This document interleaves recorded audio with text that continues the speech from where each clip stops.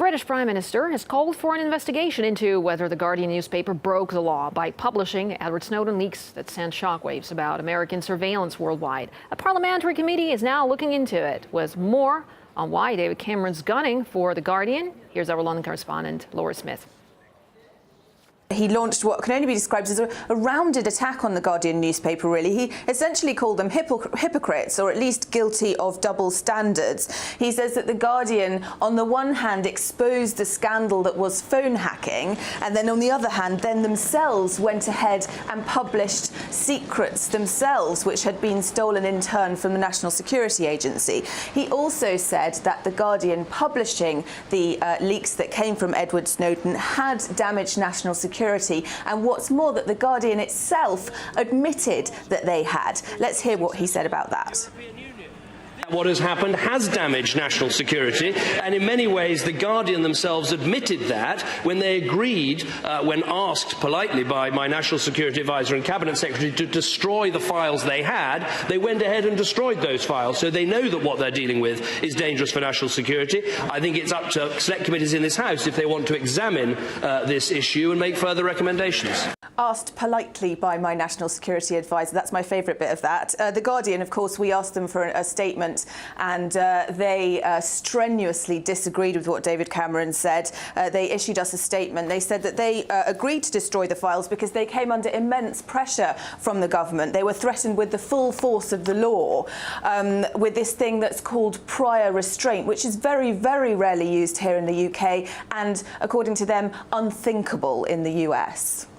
Well, now we can get a reaction from British investigative journalist Tony Gosselin. Tony, thank you so much for joining us here on RT. Well, we know that it's been a while since The Guardian started publishing Snowden's revelations, but why the high-profile investigation into this now? What do you read into the timing?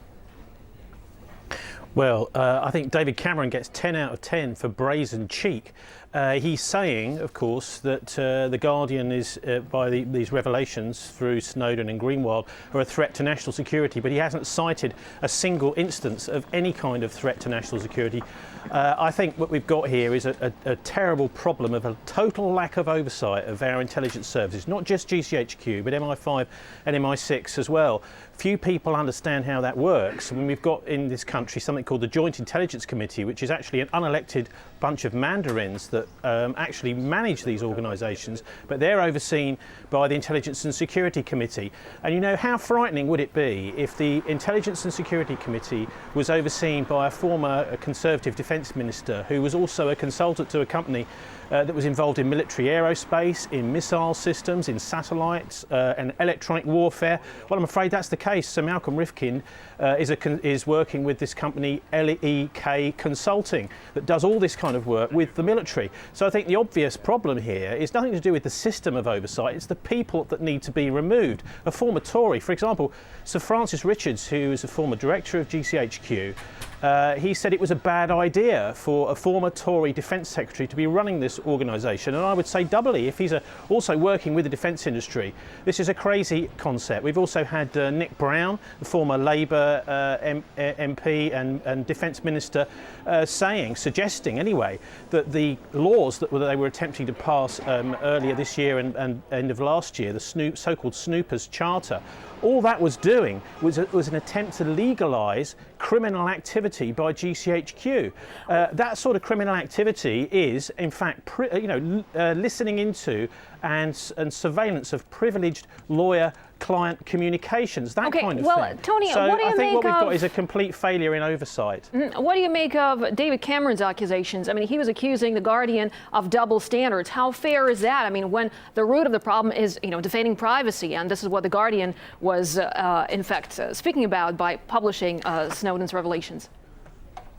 Well, I think he's almost declaring war on investigative journalism, if that's the case. I mean, we've seen all sorts of threats, legal threats, other threats, unspecified threats to Glenn Greenwald and the rest. And also we've had a former government minister, Chris Huhne, recently come out, who's been ejected from the government saying that ministers who are overseeing this, actually the Cabinet and the National Security Committee, were told nothing about these security programmes, PRISM and the rest. And so what we've got is we've got a national security state that's completely out of control. And what Cameron needs to do is to side with the good guys, side with the angels, and actually to make sure that we've got people who are looking after the public interest who are overseeing these organisations. And his attack on The Guardian is absolutely despicable, and he should make sure that he's making sure that the British public are being protected by these people and they're not in league with the defence industry, because the defence industry makes a lot of money out of war, and so we've got to make sure that that never happens. So that this oversight business has got to be sorted out once and for all. We have very little time left, but very briefly, if you can, what's next then for the investigative journalist after all this, in your opinion? Well, of course, what this has is a massive chilling effect on investigative journalism. By focusing on The Guardian and by trying to make them account for what they're doing, I think that will be absolutely no problem for The Guardian to do. But what it does is it actually reduces the amount of investigative journalism that's going on in the coverage, and it has a sort of self-censorship effect.